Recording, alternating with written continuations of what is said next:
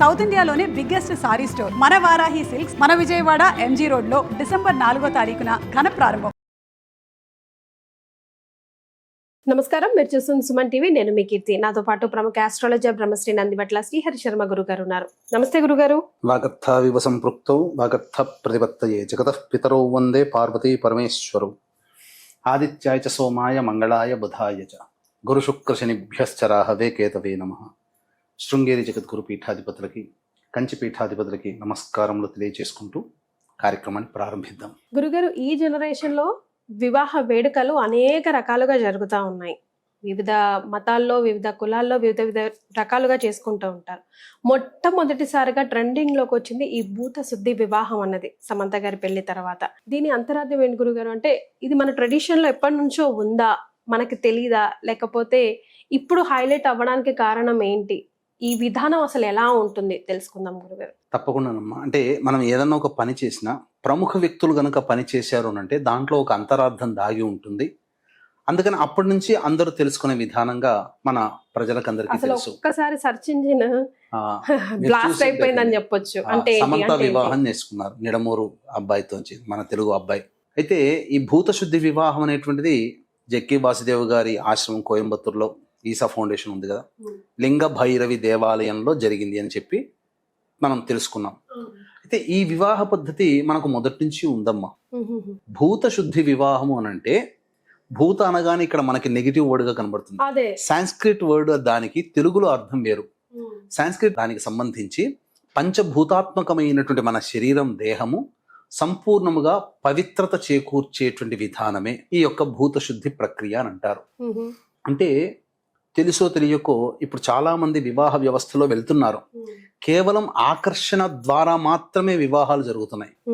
అంతే తప్ప ఈ సంబంధించినటువంటి ప్రాచీన పద్ధతిగా వివాహాలు ఎక్కడ జరగట్లేదు. వివాహ వ్యవస్థలో వెళ్ళట్లేదు. వివాహాలు శాస్త్రీయంగానే జరుగుతున్నాయి. కానీ వివాహ వ్యవస్థలోకి వెళ్ళే యువతీ యువకులు కేవలం ఒకరి పట్ల ఇంకొకరు ఆకర్షణ పడి అప్పుడు వివాహం. అందుకే కదమ్మా మొట్టమొదటి అబ్బాయి అమ్మాయి ఫోటోలు చూసి బాగుందనంటే వాళ్ళ ఆస్తి వివరాలు, చదువు, ఉద్యోగము ఇవన్నీ చూసుకొని ముందుకు అడుగుతున్నారు. అయితే ఇందులో ముఖ్యంగా ఈ భూత శుద్ధి వివాహం అని అంటే పంచభూతాత్మకమైనటువంటిది.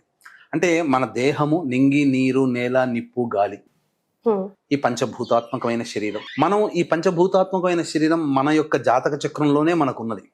అంటే మీకు లెక్క పెట్టుకుంటే మనం పుట్టినప్పుడు మనమే కాదు, ఏ వ్యక్తి జన్మించినా ఒక జన్మ లగ్నంలో జన్మిస్తారు. ఈ లగ్నాన్ని బేస్ చేసుకొని రాశులు అనేటువంటివి ఉంటాయి, భావాలు అనేటువంటివి ఉంటాయి. ఈ భావాలన్నీ కూడా పంచభూతాత్మకమైనటువంటి కలయిక. అంటే అగ్నితత్వము, వాయుతత్వము, భూతత్వము, జలతత్వము. ఆ మనిషి యొక్క లగ్నమే శరీరం. అంటే ఆకాశతత్వం కూడా ఏర్పడింది. అంటే మన దేహం అంతా పంచభూతాత్మకం. అంటే మేషము, సింహము, ధనుస్సు రాశులు అగ్నితత్వాలు, వృషభము భూతత్వము, వృశ్చికము భూతత్వము ఈ సంబంధించినటువంటిది. వాయుతత్వానికి వచ్చేసరికి మిథునము, అలాగే తుల, కుంభరాశి. జలతత్వము కర్కాటకము, వృశ్చికము, మీనరాశి. భూతత్వానికి మకరము, కన్య ఈ సంబంధించినటువంటి వృషభము. ఇవి కూడా భూతత్వాలు. ఈ మేలు కలయికనే మన దేహం. అంటే మన జన్మించిన లగ్నాన్ని బట్టి ఆధారంగా చేసుకొని చెప్పేటువంటిది. కాబట్టి ఈ పంచభూతాత్మకమైనటువంటి తత్వము మనం పుట్టిన దారభ్యత మరణించేంత వరకు ఉంటుంది. అంతే. మీకు చెప్పాలి అని అంటే పంచప్రాణాలు రానంటారు. వివాహం చేసుకున్న తర్వాత భార్యకి భర్త ఆరో ప్రాణం అవుతాడు. అంతే కదా. ఎందుకంటారు ఆరో ప్రాణం అని? ఎందుకంటారు? పంచభూతాలు మన దేహంలో ఉంటే కనిపించే దైవమే భర్త స్వరూపంలో ఉంటాడు కాబట్టి భర్తే ఆరో ప్రాణం. కేవలం అమ్మాయికే కాదు, మనం ఏ వ్యక్తిని ఇష్టపడ్డా ఆ ప్రేమను మనం ఒక వ్యక్తిని మనం ప్రేమించామంటే నువ్వు నా ఆరో ప్రాణం రా అని అంటారు. అంటే ఇక్కడ మన ప్రాణాలు, పంచభూతాలు కలిసి ఉన్నాయి మన ప్రాణాలు. కాబట్టి ఈ సంబంధించినటువంటి వివాహ ప్రక్రియలో పూర్వం నుంచి కూడా ఈ భూత శుద్ధి ప్రక్రియ అనేటువంటిది ప్రతి కుటుంబంలో, ప్రతి కుల వ్యవస్థలో దీన్ని ఆచరించారమ్మా. కాలక్రమేణా పోయింది, కాలక్రమేణా తగ్గింది. కానీ అసలు ఇప్పుడే కదా గురుగారు విన్నాము. అంతకు ముందు అయితే ఇప్పుడు మాలాంటి వాళ్ళు, నాతో పాటు చాలా మంది వినుండరు కూడా. ఎందుకమ్మా? ఇప్పుడు మీరు ఈ యొక్క భూత శుద్ధి వివాహము అని అంటే దాంట్లో వివాహం కాదలిచినటువంటి అబ్బాయి అమ్మాయి యొక్క జాతకాన్ని అనుసరించి ఆ జాతక చక్రంలో ఉండే దోషాలని తొలగించే ప్రక్రియే ఈ భూత శుద్ధి ప్రక్రియ అని అంటారు.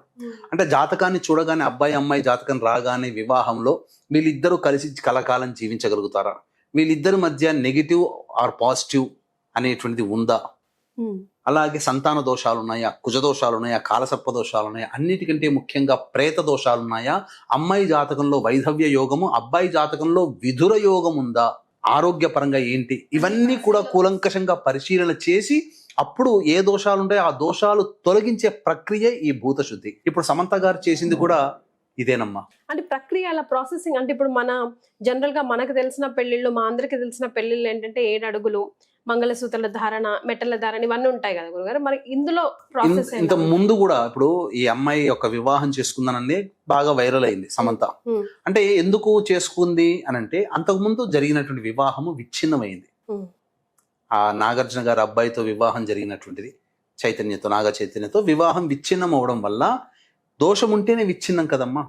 ఇప్పుడు నేను చెప్పేది అంటే వీక్షించేటువంటి మన సుమన్ టీవీ ప్రేక్షకులు కూడా వివాహ వ్యవస్థలో కానీ ఏదైనా ఒక ప్రయత్నంలో ఆటంకాలు ఎదురవుతున్నాయంటే మన జాతకంలో ఏదో ఒక దోషం. ఆ శుద్ధి ప్రక్రియ కనుక జరిపించుకొని మనం ముందుకు వెళ్ళగలిగితే ఆ దోషాలన్నీ తొలగిపోతాయి. దెబ్బ పడిన తర్వాత ఆ దెబ్బ తగిలిన దానికి మందు రాయడం కంటే ముందే ఆ దెబ్బ ఉందేమో చూసుకొని దాని తగ్గ జాగ్రత్తలు తీసుకుంటే ఏ రకమైనటువంటి వివాదాలు ఉండవు కదా. ఇప్పుడు సమంత చేసింది అదేనమ్మా. కాబట్టి నాకు వివాహ వ్యవస్థలో ఇబ్బందులు కలిగాయి అంటే జాతకంలో ఏమైనా దోషం, అందుకనే కూర్చోపెట్టి ఆ దోష ప్రక్రియ అంతా జరిపించి చేశారు. మనకు గమనించుకుంటే పురాణాల్లో పాండవులు కౌరవులు మనకు తెలుసు. కౌరవుల తల్లి ధృతరాష్ట్రుడు భార్య, తండ్రి ధృతరాష్ట్రుని భార్య గాంధారి, ఆమె తండ్రి సుబాహు ఈమె జాతకంలో వైధవ్య దోషం ఉందని తెలుసుకొని ఈ మేకపోతుతో పొట్టేలుతో వివాహం జరిపించి విచ్ఛిన్నం జరిపించడం, తద్వారా ధృతరాష్ట్రునికి ఇచ్చి వివాహం. అక్కడ చేసింది భూత శుద్ధి ప్రక్రియే. అందుకనే వివాహం కావాల్సినటువంటి అమ్మాయి జాతకంలో ఏదైనా దోషం వైధవ్య యోగం ఉందనంటే ఘట వివాహం చేస్తారు.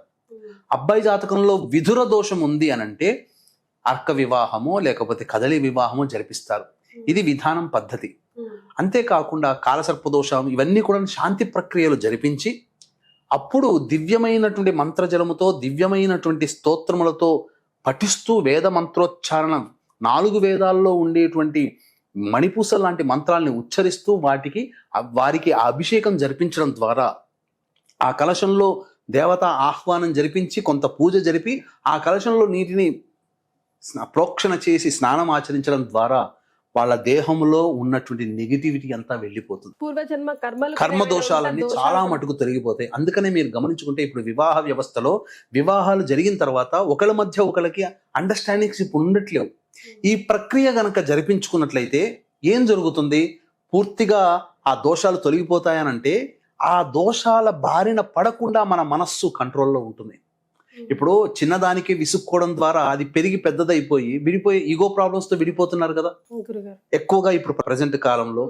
ఆ వివాహ వ్యవస్థలో ఆ ఈగో అనేటువంటి రాకుండా నా భర్తేలే నా భార్యలే సర్దుకుంటే అండర్స్టాండింగ్ లోకి వచ్చేసేస్తుంది. అది ఎక్కడ ఎందుకు కలుగుతుంది, వివాహ వ్యవస్థ కంటే ముందే ఈ యొక్క భూత శుద్ధి ప్రక్రియ అనేటువంటిది జరిపించుకోవడం ద్వారా అది కలుగుతుంది. అందుకని వీక్షించేటువంటి సుమన్ టీవీ ప్రేక్షకుల్లో ఇవి ఖచ్చితంగా ఈ భూత శుద్ధి ప్రక్రియ అనేటువంటిది మీ పిల్లల జాతకరీత్యా ఉన్నాయి అనంటే, ఈ దోషాలు ఉన్నాయంటే చేయించుకోండి. వివాహం అయిన తర్వాత కూడా తరచూ సమస్యలు ఎదుర్కొంటున్నా అంటే మీ ఇద్దరి జాతకంలో ఏదో దోషాలు ఉన్నాయి కాబట్టి భార్యాభర్తలు ఇద్దరు కలిసి కూడా చేసుకోవచ్చు అమ్మా. భూత శుద్ధి ప్రక్రియ అప్పుడు కూడా చేసుకోవచ్చు.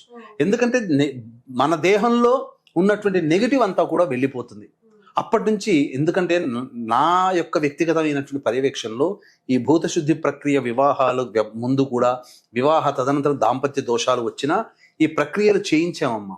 తద్వారా మాకు ఈ అబ్బాయి నాకు భర్తగా వద్దు, నేను చేసుకున్నా కానీ నాకు వద్దనుకున్న వాళ్ళు కూడా కలిసిపోయారు, భార్య వద్దనుకున్న వాళ్ళు కూడా మళ్ళీ కలిసిపోయారు, ఆనందంగా జీవిస్తున్నారు, పిల్లా పాపలతో సంతోషంగా ఉన్నారు. వివాహం కంటే ముందు కూడా ఈ ప్రక్రియ జరిపించుకున్న వాళ్ళు ఆనందంగా జీవిస్తున్నారు. ఎందుకంటే జాతకంలో ఉండేటువంటి నెగిటివిటీ పోతుంది, పంచభూతాత్మకమైనటువంటి ఈ శరీరము పావనమవుతుంది, పవిత్రత ఉంటుంది. గత జన్మ కర్మదోషాలు ఉండడం, మలినమైనటువంటి దోషాలతో కూడుకున్న జీవనం అనేటువంటి పుట్టుకతోనే వస్తుంది. కాబట్టి ఆ పుట్టుకతో వచ్చేటువంటి దోషాలని నిర్మూలించి చక్కగా పాజిటివ్ వేలో మనం వెళ్ళగలిగేటువంటి ప్రక్రియ ఈ భూత శుద్ధి ప్రక్రియ. ఇది ఏమి కొత్తది కాదు, కొన్ని క్షేత్రాల్లో చేస్తున్నారు. ఒక పుణ్యక్షేత్రంలో ఈ విధమైనటువంటి ప్రక్రియ జరిపించుకుంటే నిజంగా చెప్తున్నానమ్మా, ఆనందకరమైనటువంటి జీవితాన్ని ఎంజాయ్ చేయవచ్చు. ఇప్పుడు సమంత చేసుకుంది కాబట్టి బయటకు వచ్చింది. ఎంతో మంది ఆల్రెడీ చేయించుకున్న వాళ్ళు ఉన్నారు, ఎంతో మంది చేయించుకున్నారు. కాబట్టి కొద్దిగా దీనికి సంబంధించినటువంటిది కొద్దిగా పరిహారానికి కొద్దిగా ఖర్చు అవుతుంది. వివాహం చేసేటప్పుడు అయ్యే ఖర్చులో ఈ పరిహారం ఖర్చు ఎంతమ్మా? ఆ ఆడంబరాలకి పెట్టే బదులు మనకి పెట్టుబడులకి పెట్టే ఖర్చుల్లో అమ్మాయి జీవితం అబ్బాయి జీవితం బాగుండాలని కోరుకునే వాళ్ళు ఎవరైనా ఈ ప్రక్రియ చేయించుకోవచ్చు. అవకాశం అంటే నేను ఎప్పటి నుంచో గత 15 సంవత్సరాలుగా ఈ ప్రక్రియలో చేయిస్తూ ఉన్నామమ్మా. అవకాశం ఉన్న వాళ్ళు ఇటువంటిది ప్రక్రియలో చేసుకోవాలని అనుకుంటే చక్కగా సంప్రదించి పూర్తి వివరాలు తెలుసుకొని మీ పిల్లల అందమైన జీవిత భవిష్యత్తుని మీరు ఆనందంగా ఆస్వాదించవచ్చు ఈ ప్రక్రియ ద్వారా అని చెప్పవచ్చు. సో గురుగారు, సమంత గారు పెళ్లి అన్నది పూర్తిగా తన పర్సనల్ విషయమే, కాకపోతే తన సెలబ్రిటీ అయ్యేసరికి హైలైట్ అయ్యింది.